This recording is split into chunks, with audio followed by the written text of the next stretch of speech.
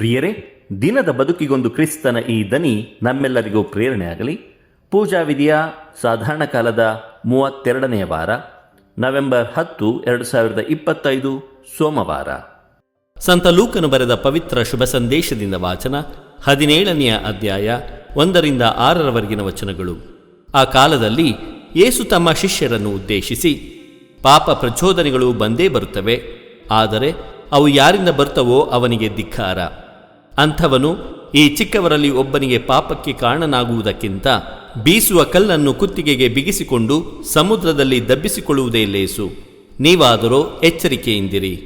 ನಿನ್ನ ಸಹೋದರನು ತಪ್ಪು ಮಾಡಿದರೆ ಅವನನ್ನು ಖಂಡಿಸು, ಪಶ್ಚಾತ್ತಾಪಪಟ್ಟರೆ ಕ್ಷಮಿಸಿಬಿಡು. ಅವನು ದಿನಕ್ಕೆ 7 ಸಾರಿ ನಿನಗೆ ವಿರುದ್ಧ ತಪ್ಪು ಮಾಡಿ ಪ್ರತಿಯೊಂದು ಸಾರಿಯೂ ಪಶ್ಚಾತ್ತಾಪಪಟ್ಟು ನಿನ್ನ ಬಳಿಗೆ ಬಂದು ಕ್ಷಮಿಸು ಎಂದು ಕೇಳಿಕೊಂಡರೆ ನೀನು ಅವನನ್ನು ಕ್ಷಮಿಸಲೇಬೇಕು ಎಂದರು. ಸ್ವಾಮಿ, ನಮ್ಮ ವಿಶ್ವಾಸವನ್ನು ಹೆಚ್ಚಿಸಿರಿ ಎಂದು ಪ್ರೇಷಿತರು ಕೇಳಿಕೊಂಡರು. ಆಗ ಯೇಸು ಸ್ವಾಮಿ, ಸಾಸಿವೆ ಕಾಳಿನಷ್ಟು ವಿಶ್ವಾಸ ನಿಮ್ಮಲ್ಲಿದ್ದು ನೀವು ಈ ಅತ್ತಿಮರಕ್ಕೆ ನೀನು ಬೇರು ಸಹಿತ ಕಿತ್ತುಕೊಂಡು ಹೋಗಿ ಸಮುದ್ರದಲ್ಲಿ ನಾಟಿಕೋ ಎಂದು ಆಜ್ಞಾಪಿಸಿದ್ದೇ ಆದರೆ ಅದು ನಿಮಗೆ ವಿಧೇಯವಾಗಿ ನಡೆದುಕೊಳ್ಳುವುದು ಎಂದರು.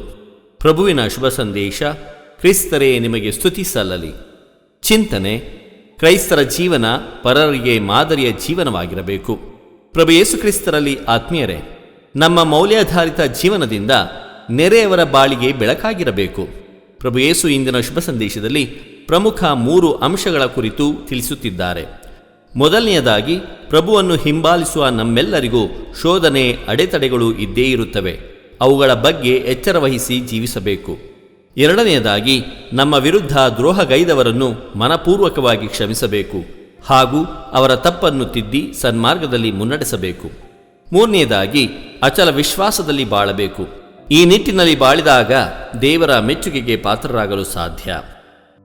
ಇದು ದನಿಮಾಧ್ಯಮ ಮನೆಯ ಕೊಡುಗೆ. ಧ್ವನಿ ವಂದನೆಯ ಸ್ವಾಮಿ ಶಾಂತಕುಮಾರ್ ಜೆ, ಬೆಂಗಳೂರು ಮಹಾಧರ್ಮ ಕ್ಷೇತ್ರ.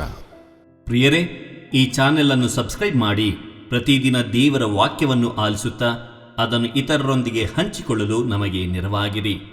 ಧನ್ಯವಾದಗಳು.